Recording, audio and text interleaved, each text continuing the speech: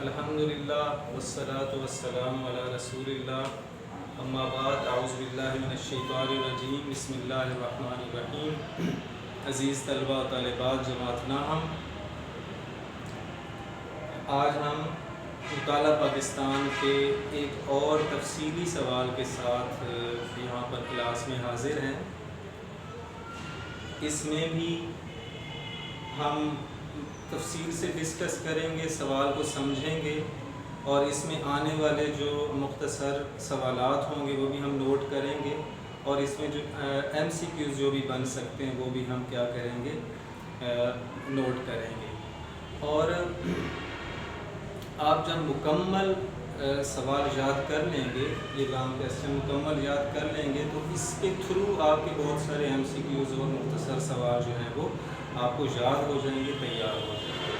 تو آج کا جو سوال ہے پہلے یونٹ کا، وہ دوسرا اہم کویسچن جو ہے وہ یہ ہے کہ نظریہ پاکستان کے عناصر تحریر کریں۔ عنصر کیا ہوتا ہے؟ ایلیمنٹ ہوتا ہے، ذرہ ہوتا ہے، جن چیزوں سے مل کر کوئی چیز بنتی ہے وہ اس کے عناصر ہوتے ہیں۔ تو نظریہ پاکستان کے عناصر کون کون سی چیزیں ہیں؟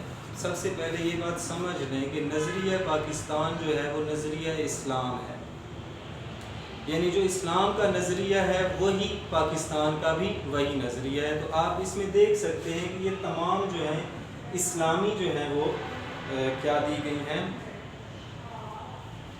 اسلامی جو ہیں چیزیں ہیں، عقائد ہیں، عبادات ہیں، قانون کی حکمرانی ہے، اخوت و مساوات ہے، اور آخر میں جو ہے پانچواں ہے وہ ہے عدل و انصاف۔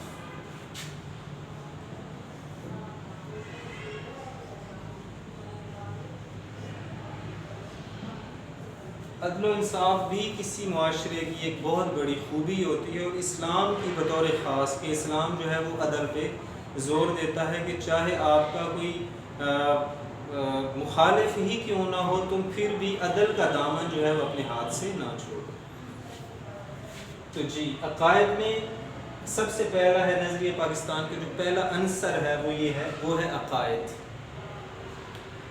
عقائد عقیدہ کی جمع ہے، اور عقیدہ اور عمل کی مثال اس طرح دی جاتی ہے کہ عقیدہ جو ہے وہ ایک بیج ہے۔ عقیدہ کیا ہے؟ ایک بیج ہے، اور عمل جو ہے اس سے اگنے والا پودا ہے۔ تو زیادہ تر دار و مدار کس پر ہوگا؟ تمام اعمال کا وہ عقائد پر ہوگا۔ تو سب سے پہلے عقائد کیا ہیں مسلمانوں کے لیے؟ جو جن چیزوں کا ایمان لانا بہت ضروری ہے، جن کو وہ مان کر دائرہ اسلام میں داخل ہوتے ہیں، وہ دو چیزیں ہیں۔ ہمارے کلمے میں دو چیزیں ہیں کہ لا الہ الا اللہ محمد رسول اللہ۔ اس کے دو حصے ہیں کہ اللہ تعالیٰ کی توحید پر کامل ایمان ہو تو وہ عقیدہ توحید ہے، اور تمام رسولوں کی جو رسالت ہے اس کو بھی درست مانا جائے تو وہ کیا ہے؟ وہ عقیدہ رسالت ہے۔ اور اللہ کے رسول صلی اللہ علیہ وسلم کو آخری نبی اور رسول تسلیم کرنا بھی عقیدہ ختم نبوت ایک لازمی جز ہے ایمان کا، اس کے بغیر بھی آدمی مسلمان نہیں ہو سکتا۔ تو عقائد میں دو چیزیں ہم ذرا کتاب سے تفصیل سے پڑھتے ہیں۔ عقائد میں توحید، رسالت، آخرت، عقیدہ توحید، عقیدہ رسالت، آخرت، ملائکہ فرشتوں پر اور الہامی کتابوں پر ایمان لانا شامل ہے۔ الہامی کتابیں آسمانی کتابیں جو 4 نازل ہوئی، صحیفے نازل ہوئے، ان سب پر ایمان لانا ضروری ہے۔ عقائد کے مجموعے کو ایمان کہتے ہیں۔ عقیدہ توحید سے مراد یہ ہے کہ اللہ تعالیٰ تمام ساری کائنات کا خالق و مالک ہے، پیدا کرنے والا بھی وہی ہے، اور ملکیت اور تصرف بھی ہے وہ بھی اس دنیا پر، اس کائنات پر اللہ تعالیٰ کا ہے۔ وہ واحد اور یکتا ہے، اس کا کوئی شریک نہیں، اور نہ ہی کوئی چیز اس کے علم سے باہر ہے۔ ان اللہ علی کل شیء قدیر، بے شک اللہ تعالیٰ ہر چیز پر قادر ہے۔ سورۃ البقرہ آیہ نمبر 20۔ یعنی کوئی شے اس کی قدرت سے باہر نہیں۔ پھر دوسری آیت میں انی جاعل فی الارض خلیفہ، میں زمین میں اپنا نائب بنانے والا ہوں۔ تو سورۃ البقرہ آیت نمبر 30 کے مطابق انسان کی حیثیت اللہ تعالیٰ کے نائب کی ہے، لہٰذا مسلمانوں پر اللہ تعالیٰ کے احکامات پر چلنا ضروری ہے۔ تو نائب جو ہوتا ہے، جو سیکٹری ہوتا ہے، وہ اپنا جو ہوتا ہے صدر ہوتا ہے، چیئرمین ہوتا ہے، اس کا ہر آرڈر اس نے آگے کیا کرنا ہوتا ہے، اس پر عمل درآمد کروانا ہوتا ہے، اور مالک کا کام کیا ہے کہ وہ صرف حکم دے۔ تو انسان اللہ تعالیٰ کا نائب ہے، تو اللہ تعالیٰ نے جتنے احکام بندے کو دیے ہیں ان کا آگے پرچار کرنا، ایک تو خود ان پر عمل کرنا، اور دوسرا ان کا آگے پرچار کرنا، یعنی ان کی آگے تبلیغ کرنا، یہ بھی اس پر فرض ہو جاتا ہے۔ اللہ تعالیٰ کے قادر مطلق ہونے اور انسان کے نائب ہونے کے عقیدے سے خود بخود یہ بات واضح ہو جاتی ہے کہ انسان اپنی طاقت کی حد تک عمل پر قادر ہے۔ یعنی اللہ تعالیٰ نے انسان کو خلیفہ بنایا تو اس کو اختیارات دیے، تو انسان جو اپنی طاقت کی حد تک عمل کرنے پر قدرت رکھتا ہے، قادر ہے، لہٰذا لیکن اصل قدرت اللہ تعالیٰ کے ہاتھ میں، وہ احکم الحاکمین ہے، وہ ہر چیز پر قادر ہے۔ تو بڑا حکم وہ کس کا ہے؟ اللہ تعالیٰ کا ہے، آخری فیصلہ اللہ تعالیٰ کا ہے۔ انسان اپنی طاقت کے مطابق عمل کرے اور نتیجہ اللہ تعالیٰ پر چھوڑ دے۔ یہ ہے عقیدہ توحید۔ اب ہم عقیدہ رسالت کو پڑھتے ہیں۔ عقیدہ رسالت کا مطلب تمام رسولوں کا ایمان لانا، تمام رسولوں پر، صرف یہ نہیں کہ آپ صلی اللہ علیہ وسلم کی رسالت کو مانا جائے اور دوسرے رسولوں کا انکار کیا جائے، یہ بھی نہیں۔ تمام رسول وہ بھی برحق تھے اور لوگوں کی ہدایت کے لیے بھیجے گئے تھے، اس پر اتنا ایمان لانا یہ ہمارے جو ہے ایمان کا حصہ ہے۔ دائرہ اسلام میں آنے کے لیے لازم ہے کہ رسالت کو دل و جان سے تسلیم کیا جائے اور کسی اعتبار سے بھی اس میں شک و شبہ نہ کیا جائے۔ قرآن مجید میں اور اسوہ رسول صلی اللہ علیہ وسلم کو سرچشمہ ہدایت ماننا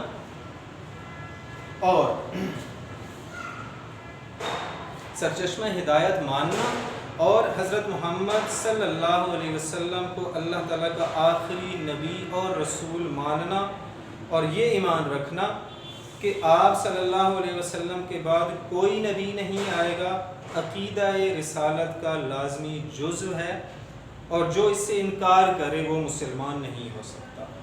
یعنی کوئی شخص اس کو اگر اس بات کو نہیں مانتا کہ آپ اللہ کے آخری رسول ہیں اور بھی کسی رسول کو مانتا ہے آپ صلی اللہ علیہ وسلم کے بعد، تو وہ کیا ہے؟ وہ بھی دائرہ اسلام سے خارج ہے، وہ بھی مسلمان نہیں ہے، کیونکہ مسلمان ہونے کے لیے لازم ہے کہ آپ صلی اللہ علیہ وسلم کی جو ختم نبوت ہے کہ آپ انبیاء کے خاتم ہیں، آپ انبیاء کے سلسلہ نبوت پر مہر لگانے والے ہیں، اس کو بند کرنے والے ہیں۔ اگر کسی کا یہ ایمان نہیں ہے تو وہ بھی دائرہ اسلام سے باہر ہے۔ اسے دوسرا ٹاپک ہے عبادات۔ دوسرا ٹاپک عبادات کو ہم لیتے ہیں۔ عبادات ہم جانتے ہیں نماز، روزہ، حج و زکوٰۃ، یہ عبادات ہیں۔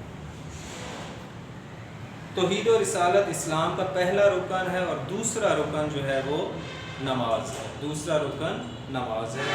اللہ تعالیٰ نے قرآن مجید میں کئی مقامات پر نماز کی ادائیگی کا حکم دیا ہے، کم و بیش غالباً 700 سے 750 مرتبہ جو ہے، یعنی اتنی زیادہ تاکید کی ہے اللہ تعالیٰ نے نماز کی، اور یہ کتنا ایک اہم فریضہ ہے۔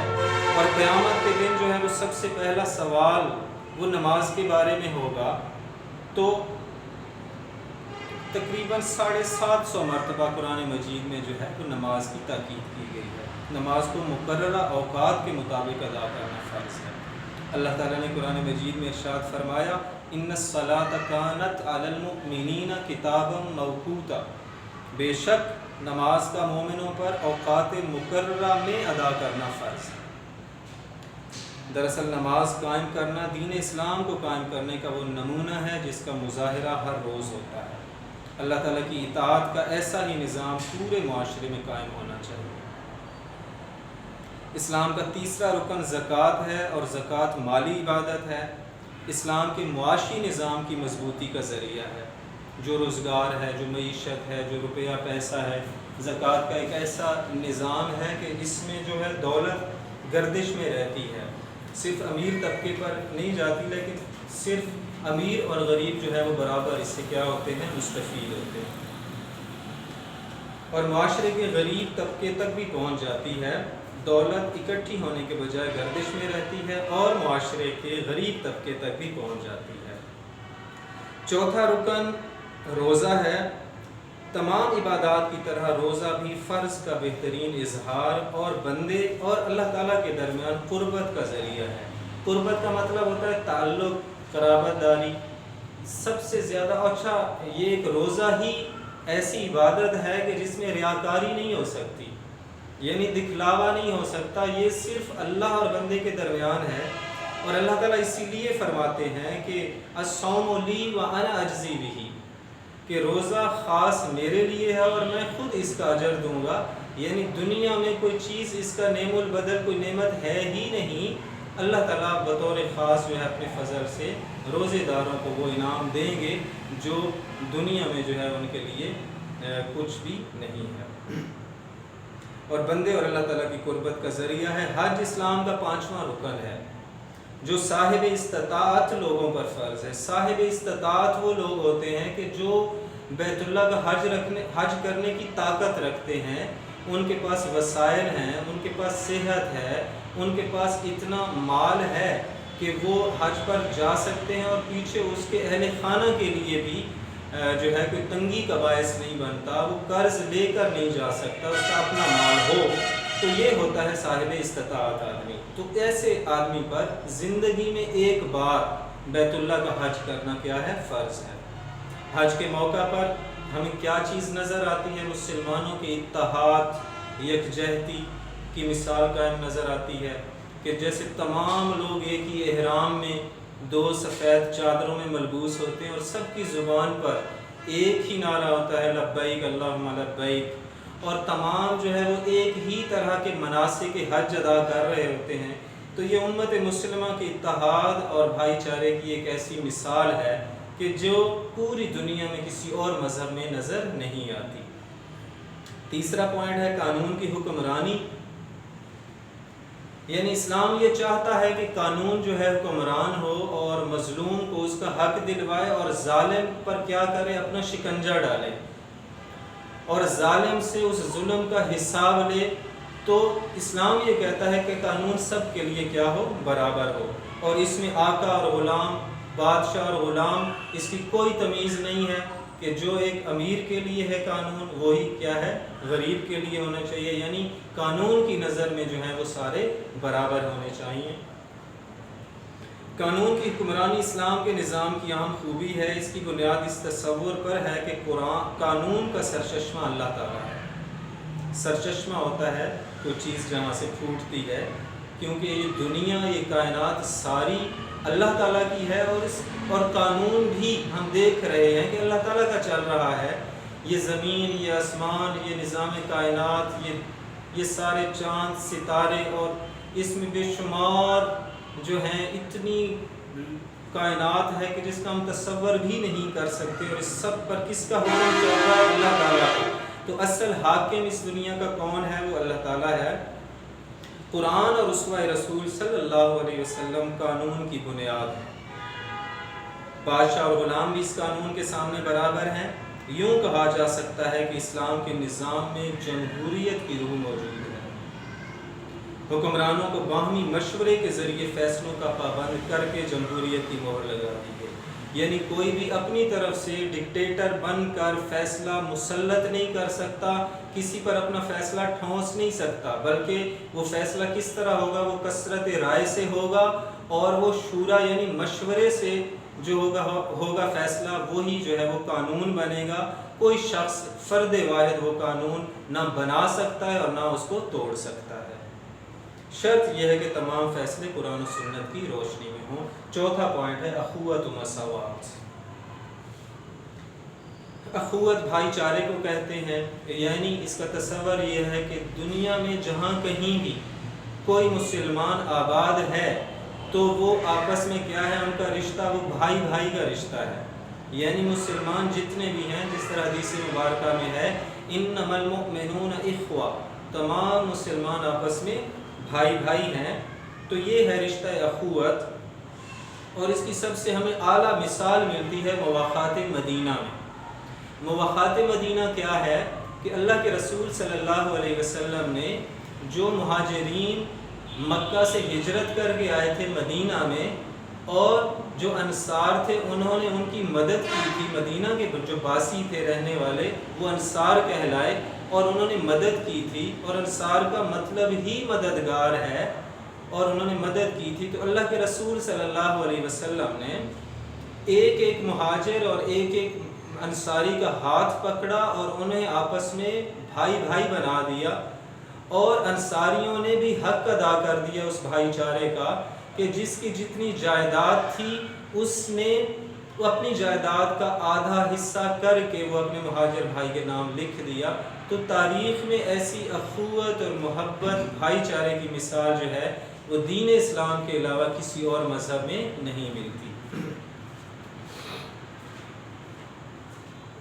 اسلامی معاشرہ میں اخوت و مساوات کو خاص اہمیت حاصل ہے۔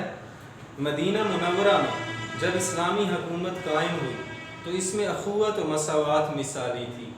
آج بھی اسلامی معاشرہ اسی اخوت و بھائی چارے اور مساوات کا تقاضا کرتا ہے کہ جو مواقعات مدینہ میں نظر آئے۔ آج ہمارے دل ایک دوسرے سے دور ہو گئے ہیں، تو وہی مواقعات مدینہ، وہ بھائی چارہ جو ایک دوسرے پر جانیں لٹانے والے تھے، اپنا مال سب کچھ دوسرے مسلمان کی عزت، حرمت اور آبرو اور اس سب کے محافظ تھے، تو ایسا آج کل نفسہ نفسی کا عالم ہے۔ تو اللہ کرے گا ایک ایسا نظام، جو ایسا ماحول جو ہے وہ پھر لوٹ آئے۔ اسلام سے پہلے اس اصول کی شدید کمی تھی اور لوگ ایک دوسرے کی جان کے دشمن تھے، لیکن مدینہ کی ریاست کے وجود سے حضور اکرم صلی اللہ علیہ وسلم نے حقوق العباد پر عمل کرتے ہوئے یتیموں، بیواؤں اور ناداروں پر شفقت کرنے کی تلقین کی۔ نادار وہ لوگ ہوتے ہیں جن کے پاس کچھ بھی نہیں ہوتا۔ آپ صلی اللہ علیہ وسلم نے لوگوں کو زندگی بسر کرنے کا ضابطہ دیا، قانون دیا، تاکہ لوگ آپس میں محبت سے رہ سکیں اور معاشرے میں بھائی چارے اور مساوات کی فضا قائم ہو۔ آپ صلی اللہ علیہ وسلم نے زکوٰۃ اور خیرات کے نظام کو وضع کیا۔ کس نظام کو وضع کیا؟ زکوٰۃ اور خیرات کا نظام، اور سود کو حرام قرار دیا۔ سود ہے کسی کا مال ظلم سے ہتھیانا، یعنی تھوڑی ایک چیز دے کر اس کے بدلے زیادہ کا مطالبہ کرنا کہ مجھے زیادہ، یہ سود ہے، اور یہ ہر چیز میں جو ہے وہ لاگو ہے، کیونکہ اسلام میں دوسروں کے استحصال کی کوئی گنجائش نہیں۔ لوگ دوسروں پر ظلم کرنا، ان کو لوٹنا، اس کی کوئی گنجائش نہیں ہے۔ اخوت اس بات کا درس دیتی ہے کہ آپس میں برادرانہ تعلقات قائم ہونے چاہیے تاکہ کسی کے حقوق چھینے نہ جا سکیں اور نہ ہی کوئی کمزور پر ظلم کرے۔ حضور اکرم صلی اللہ علیہ وسلم کا ارشاد ہے، ایک مسلمان دوسرے مسلمان کا بھائی ہے، وہ اس کے ساتھ دھوکہ نہیں کرتا اور اس کے ساتھ خیانت نہیں کرتا اور اس کی غیبت نہیں کرتا۔ تو یہ حدیث مبارکہ یہ خاص طور پر نوٹ کرنے والی ہے، اس کا آپ حوالہ دیں، اس میں اخوت و مساوات میں ضرور لکھیں۔ سنن ترمذی حدیث نمبر 2747 ہے، اور آپ صلی اللہ علیہ وسلم نے کینہ اور حسد سے باز رکھ۔ کینہ ہوتا ہے دل میں کسی کے خلاف میل رکھنا، کسی کو اچھا نہ سمجھنا، اس کو یعنی اس کی جڑیں کاٹنا، یہ ہوتا ہے کینہ۔ کینہ اور حسد سے باز رہنے کا درس دیا، لہٰذا مسلمانوں کو چاہیے کہ وہ اتفاق سے رہیں اور ایک دوسرے کی مدد کریں۔ ایک ہی صف میں کھڑے ہو گئے محمود و ایاز، اقبال کے الفاظ میں کہ ایک ہی صف میں کھڑے ہو گئے محمود و ایاز، نہ کوئی بندہ رہا نہ کوئی بندہ نواز۔ بندہ نواز کون؟ آقا۔ بندہ غلام، نہ کوئی بندہ رہا نہ کوئی بندہ نواز، یعنی آقا اور غلام پھر کچھ بھی نہیں رہے جب وہ ایک صف میں ایک اللہ کے حضور، ایک پروردگار کے حضور کھڑے ہو گئے، تو ان میں پھر کوئی تفریق۔ شعر لکھیں اور خوب یاد کر کے لکھیں، شعر کا وزن نہ ٹوٹے، بہت اچھی طرح یاد کریں۔ اسلام اونچ نیچ کا تصور نہیں رکھتا، اسلام نے ایسے معاشرے کی بنیاد رکھی ہے جس میں غریب اور امیر سب ایک جیسے ہیں، کسی کو کسی پر برتری حاصل نہیں ہے۔ حضرت محمد صلی اللہ علیہ وسلم نے اس حقیقت کو اپنے آخری خطبہ میں، خطبہ حجۃ الوداع میں یوں ارشاد فرمایا، اے لوگو، بے شک تمہارا رب بھی ایک ہے اور تمہارا باپ بھی ایک۔ آگاہ رہو، کسی عربی کو کسی اجمی پر، کسی اجمی کو کسی عربی پر، کسی سفید فام کو کسی سیاہ فام پر، اور کسی سیاہ فام کو کسی سفید فام پر کوئی فضیلت حاصل نہیں، کوئی برتری حاصل نہیں۔ فضیلت کا معیار صرف تقویٰ ہے۔ اسلام تو نام ہی مساوات کا ہے، اللہ تعالیٰ کے نزدیک کوئی شخص برتر نہیں، اگر کوئی بڑا ہے تو اچھے اعمال کی بنا پر بڑا ہو سکتا ہے۔ اسی طرح آگے آیت ہے سورۃ الحجرات کی کہ اے لوگو ہم نے تم کو ایک مرد اور عورت سے پیدا کیا اور تمہاری قومیں اور قبیلے بنائے تاکہ ایک دوسرے کو شناخت کرو، اور اللہ کے نزدیک تم میں زیادہ عزت والا وہ ہے جو زیادہ پرہیزگار ہے۔ اسی طرح 5واں ٹاپک ہمارا ہے عدل و انصاف۔ یہ بھی اسلامی معاشرے کی ایک اہم خوبی ہے، اور نظریہ پاکستان کے جو عناصر ہیں ان میں بھی یہ مین ایک عنصر ہے کہ عدل و انصاف قائم ہو معاشرے میں، اس پوری دنیا میں۔